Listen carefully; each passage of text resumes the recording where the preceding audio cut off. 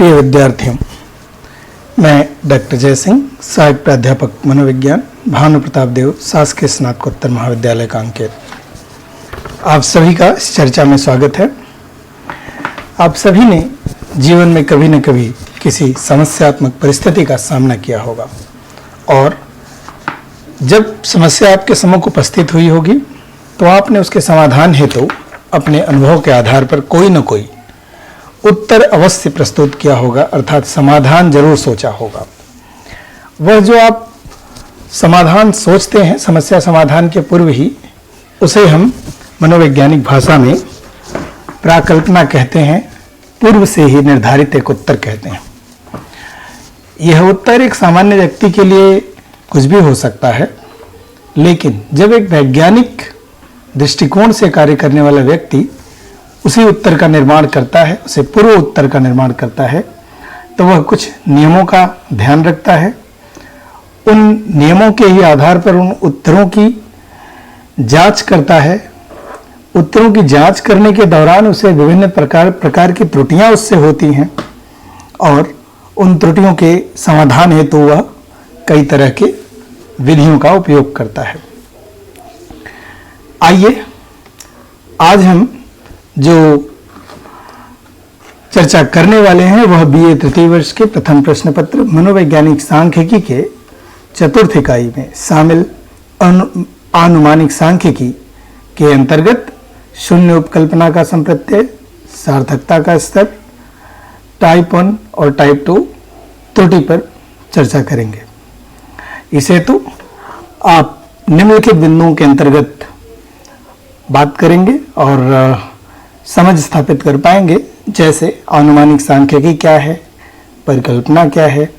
परिकल्पनाओं के अंतर्गत विभिन्न प्रकार की परिकल्पनाएं होती हैं, उनमें शून्य परिकल्पना आपके पाठ्यक्रम का अंग है, तो शून्य परिकल्पना का अर्थ समझें आप इसे और इसके उपयोग का तरीका समझें। परिकल्पना के विभिन्न कार्यों की भी जानकारी प्राप्त कर लेना आवश्यक होगा। साथ ही शून्य परिकल्पना की जांच में सार्थकता के स्तर का क्या महत्व है और इस क्रम में शोधकर्ता द्वारा विभिन्न त्रुटियों को भी आप जान पाएंगे। तो सर्वप्रथम आनुमानिक सांख्यिकी, इसे प्रतिचयन सांख्यिकी भी कहा जाता है, क्योंकि इस तरह की सांख्यिकी का उपयोग अक्सर एक चुने हुए जनसंख्या से प्राप्त आंकड़ों पर ही किया जाता है। आप जानते हैं कि सांख्यिकी सिर्फ कुछ गणितीय संक्रियाएं नहीं हैं, अपितु यह जीवन की विभिन्न समस्याओं का अध्ययन करने का एक यंत्र है। हमने सामान्य जीवन में सुन रखा होगा कि, और हम कई बार मजाक में ये बात करते हैं कि यदि हमने गणितीय अध्ययन किया हुआ है तो उसका उपयोग कहाँ करना है। आप देखेंगे जब भी आप किसी समस्या में पढ़ते हैं तो आप अक्सर बहुत साधारण उत्तर प्रस्तुत करते हैं, लेकिन यदि आप जब गणितीय विधियों के माध्यम से, सांख्यिकीय विधियों के माध्यम से उसी उत्तर को प्रस्तुत करेंगे तो निश्चित रूप से आपका उत्तर ज्यादा सही प्रतीत होगा। तो आइए देखते हैं कि जब हम उत्तर प्रस्तुत करते हैं तो उसे क्या कहते हैं। उसे वैज्ञानिक भाषा में प्राकल्पना कहा जाता है। यह एक बेहद महत्वपूर्ण संप्रत्यय है, क्योंकि यह सिर्फ आंकड़ों के संकलन में नहीं सहायक सिद्ध होती, बल्कि अध्ययन कार्य को एक दिशा भी प्रदान करती है। जब हम अध्ययन करते हैं तो विभिन्न सांख्यिकीय विधियों का उपयोग करके आंकड़ों का विश्लेषण करते हैं, और यह विश्लेषण किस तरह से होगा यह हमारे पूर्व में दिए गए उत्तर पर काफी हद तक निर्भर करता है। प्राकल्पना को साधारण भाषा में संभावित उत्तर कहा जाता है, उसी रूप में इसे परिभाषित किया जाता है। इसे दो शब्दों परिधन कल्पना से मिलकर बना हुआ माना जाता है। आप देख सकते हैं कि परि का अर्थ चारों ओर तथा कल्पना का अर्थ चिंतन करना है। इस प्रकार अपनी समस्या से संबंधित जो उत्तर आपको संभावित उत्तर या संभावित समाधान मिल सकते हैं, उन सब पे विचार करना ही प्राकल्पना है। पारिभाषिक रूप में यदि आप देखें तो कर्लिंगर ने कहा कि परिकल्पना दो या दो से अधिक चरों के मध्य संबंधों का कथन है। मोले ने कहा कि परिकल्पना एक धारणा अथवा तर्क वाक्य है जिसकी स्थिरता की परीक्षा उसकी अनुरूपता, उपयोग, अनुभवजन्य प्रमाण तथा पूर्व ज्ञान के आधार पर करना है। गुड तथा हैट क्या कहते हैं कि परिकल्पना इस बात का वर्णन करती है कि हम क्या देखना चाहते हैं। परिकल्पना भविष्य की ओर देखती है। यह एक तर्कपूर्ण कथन है जिसकी वैधता की परीक्षा की जा सकती है। यह सही भी सिद्ध हो सकती है और गलत भी। इसी प्रकार लुंडबर्ग ने कहा कि परिकल्पना एक प्रयोग संबंधी सामान्यीकरण है जिसकी वैधता की जांच होती है।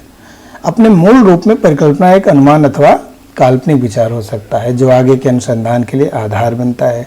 मैकगुइगन कहते हैं कि परिकल्पना दो या अधिक चरों के संबंधों का परीक्षण योग्य कथन है। अगर हम देखें परिकल्पनाओं को प्रकारों में बांटने की कोशिश करें तो आप देखेंगे कि जो आपने शोध में चरों का उपयोग किया है, जिन चरों का उपयोग किया है, तो उन चरों की संख्या के आधार पर भी परिकल्पनाओं को अलग अलग भागों में बांटा जा सकता है। यदि सिर्फ दो ही चर आपके पास हैं तो उससे बने हुए परिकल्पना को साधारण परिकल्पना कहेंगे। यदि दो से अधिक चर हैं जिनमें आपस में संबंधों का अध्ययन आप करना चाहते हैं या जो उत्तर प्रस्तुत करना चाहते हैं उनमें तीन चरों का समावेश है, संबंधों को दर्शाया गया है, तो उसे जटिल परिकल्पना कहा जाएगा। उसी प्रकार चरों में जो विशेष संबंध होते हैं, तो यह तो बात हो गई संख्या के आधार पर। चरों में विशेष संबंधों के आधार पर भी आप परिकल्पनाओं को दो भागों में बांट सकते हैं, सार्वत्रिक परिकल्पना और अस्तित्वात्मक परिकल्पना।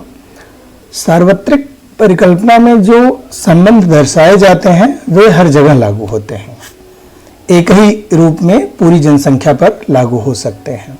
लेकिन अस्तित्वात्मक परिकल्पना सीमित जनसंख्या के लिए या कम से कम एक जनसंख्या पर अवश्य लागू होगा, अर्थात वह अस्तित्व में होगा। इस तरह के संबंध को दर्शाने वाले परिकल्पना को अस्तित्वात्मक परिकल्पना कहते हैं। सबसे ज्यादा महत्वपूर्ण है विशिष्ट उद्देश्यों के आधार पर परिकल्पनाओं का वर्गीकरण, क्योंकि शोध के दौरान अक्सर शोधकर्ता इसी उद्देश्यों के ही आधार पर, विशिष्ट उद्देश्यों के आधार पर ही परिकल्पनाओं का निर्माण करता है। यहाँ यह ध्यान देने वाली बात है कि विशिष्ट उद्देश्यों के आधार पर जो परिकल्पना बनती है वह परिकल्पना चरों के आधार पर भी बन सकती है और विशेष संबंधों के आधार पर भी बन सकती है। अर्थात किसी एक ही परिकल्पना को आप तीन रूपों में अलग अलग तरीके से विभाजित करके देख सकते हैं।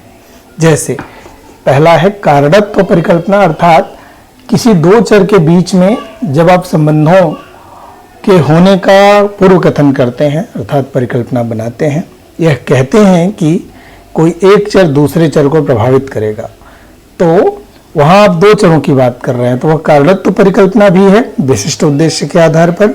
साधारण परिकल्पना भी है चरों की संख्या के आधार पर। और यदि वे चर सार्वत्रिक स्वभाव के हैं तो सार्वत्रिक परिकल्पना भी है विशेष संबंध के आधार पर।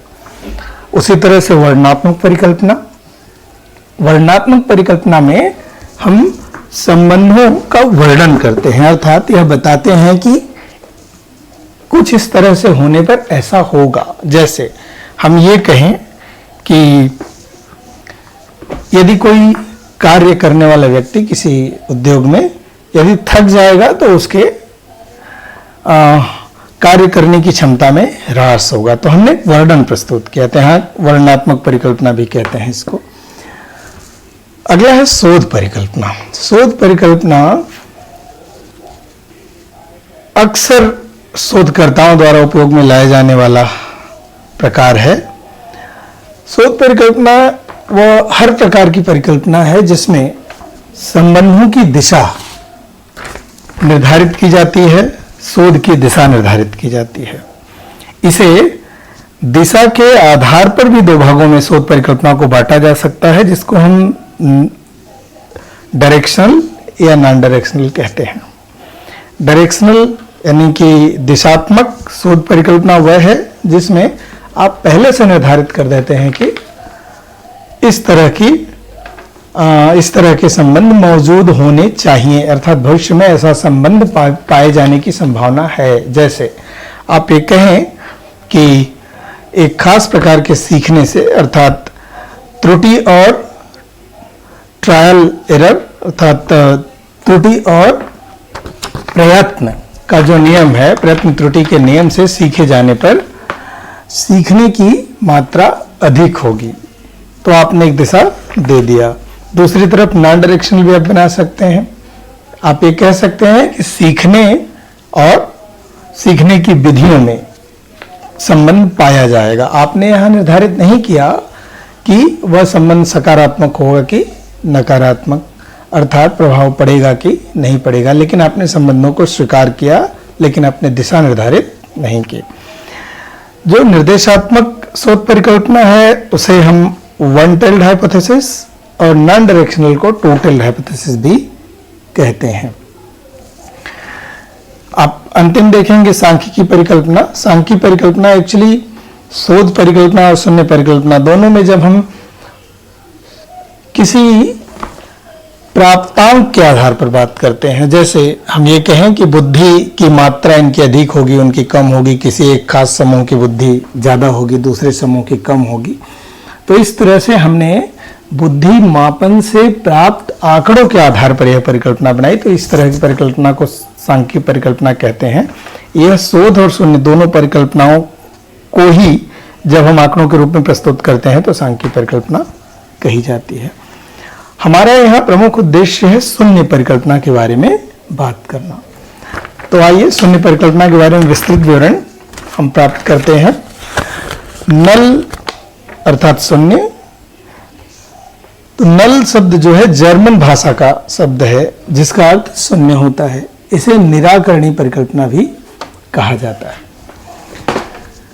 अध्ययनकर्ता यह मानकर चलता है कि वह जिन दो चरों में संबंध या समूहों में अंतर ज्ञात करने का प्रयास कर रहा है उनमें कोई अंतर नहीं पाया जाएगा, अर्थात उसे यह पहले से आभास रहता है कि हमने अभी तक जितने अध्ययन किए हुए हैं, जितने पूर्व अध्ययनों का विवरण प्राप्त किया है, उनमें इस तरह का कोई अंतर नहीं पाया गया। इस आधार पर वह भविष्य में भी यह मानकर चलता है कि ऐसे पाए जाने की, इस तरह के संबंध पाए जाने की संभावना नहीं है। लेकिन चूंकि उसे लगता है कि हो भी सकता है कि अंतर पाया जाए। क्यों? क्योंकि समय के साथ साथ ट्रेंड बदलते रहते हैं, व्यवहार बदलते रहते हैं, जनसंख्या बदलने के साथ साथ व्यवहार बदल जाती है। इसलिए वह मान के चलता है कि अध्ययन में हो सकता है कि हमारी जो शून्य परिकल्पना हमने बनाई है कि कोई अंतर नहीं है या कोई संबंध नहीं है, वह अस्वीकृत हो जाए। तो इसलिए वह नया अध्ययन जारी रखता है और यह शून्य परिकल्पना बना लेता है कि हमारे अध्ययन में जो दो चर हैं उन दो चरों के बीच में आपस में कोई संबंध नहीं है या दोनों में कोई अंतर नहीं है। इसे चिन्ह रूप में यदि आप प्रदर्शित करें तो H0 के रूप में लिखा जाता है और सूत्र रूप में अगर देखा जाए तो मध्यमानों के बीच का चूंकि अंतर हम देखते हैं तो इसलिए आप कहेंगे कि मध्यमान 1 और मध्यमान 2 का जो अंतर होगा वह शून्य होगा।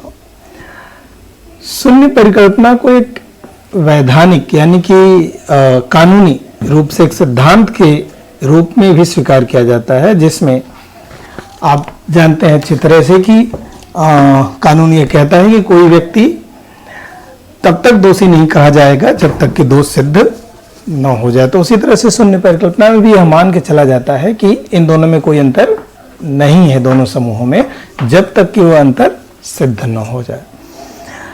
गैरेट कहते हैं कि शून्य कल्पना की मान्यता है कि जनसंख्या के दो प्रतिदर्श मध्यमानों में सार्थक या सत्य अंतर मौजूद नहीं है। यदि कोई अंतर दिखाई भी देता है तो यह मात्र संयोग जन्य है जो कि सार्थक नहीं है। यहां आप ध्यान देंगे कि जब अंतर आप देखने जाते हैं और कोई अंतर प्राप्त होता है, मान लिया कि आपने एक समूह के मध्यमान से दूसरे समूह का अंतर निकाला, तो वह जो अंतर की मात्रा होगी वह मात्रा निर्धारित करेगी कि वह अंतर वास्तव में सांख्यिकी रूप से मान्य है या उसे मात्र संयोगजन्य माना जाए। तो इस हेतु जिस मानदंड की आवश्यकता पड़ती है कि यह उस जो प्राप्त संख्या है, अंतर की संख्या है, मात्रा है, उस मात्रा को हम कैसे निर्धारित करें कि यह सही है कि नहीं, यह सार्थक है कि नहीं। तो उस मानदंड को ही सांख्यिकी में सार्थकता का स्तर कहा जाता है और इसे अल्फा संकेत पे प्रदर्शित किया जाता है। दूसरे शब्दों में आप देखेंगे कि परिकल्पना यदि सही होगा तो इसे परीक्षण द्वारा अस्वीकृत करने की प्रसंभाव्यता का सार्थकता स्तर भी कह सकते हैं। सार्थकता का स्तर विश्वास स्तर के साथ जुड़ा होता है, अर्थात किसी एक खास विश्वास स्तर पर ही हम देखना चाहते हैं कि हमारा जो अंतर है वह सत्य है कि नहीं है। अधिकतर शोध जो होते हैं वह 95% विश्वास के स्तर या 99% विश्वास स्तर से संबंधित होते हैं। शिक्षा और मनोविज्ञान में अधिकतर इन्हीं सार्थकता के स्तरों का उपयोग किया जाता है। आप इसे आगे जब टी टेस्ट का अध्याय जब आपसे चर्चा किया जाएगा तो इस संबंध में और ज़्यादा विवरण आप प्राप्त कर सकते हैं। परिकल्पनाओं के परीक्षण में शोधकर्ता द्वारा कई बार त्रुटियां भी होती हैं।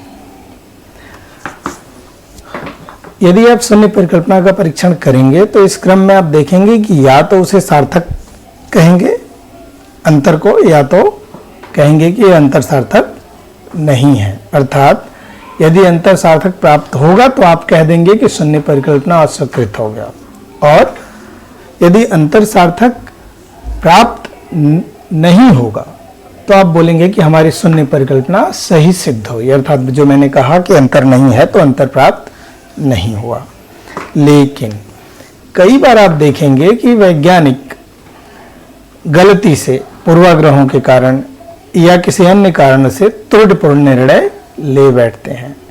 वे सांख्यिकी विश्लेषण से प्राप्त परिणामों की गलत व्याख्या प्रस्तुत कर बैठते हैं, या जानबूझकर, जैसे आपने मान लिया, तय किया था कि मैं सार्थकता का स्तर 0.01 पे ही स्वीकार करूंगा, लेकिन आपने जब परिणाम प्राप्त हुआ तो उसे 0.05 पे स्वीकार कर लिया, और 0.05 यदि आप मान के चल रहे थे उस पर भी जो अंतर प्राप्त हुआ वह सार्थक नहीं है, तो आप स्वयं जानबूझ करके उसे और नीचे करते हुए यह व्याख्या करते हैं कि कोई बात नहीं, 0.05 पे सार्थक नहीं है। तो क्या हुआ, यह 0.02 पे सार्थक है। अर्थात अपनी सार्थकता का स्तर आपने और नीचा किया जानबूझ के। तो इसे सांख्यिकी भाषा में त्रुटियों का नाम दिया जाता है।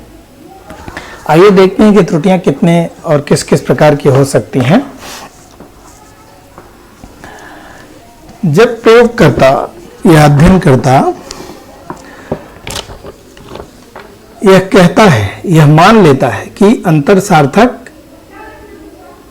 नहीं, अंतर सार्थक है, जबकि वास्तव में सत्य अंतर मौजूद नहीं होता।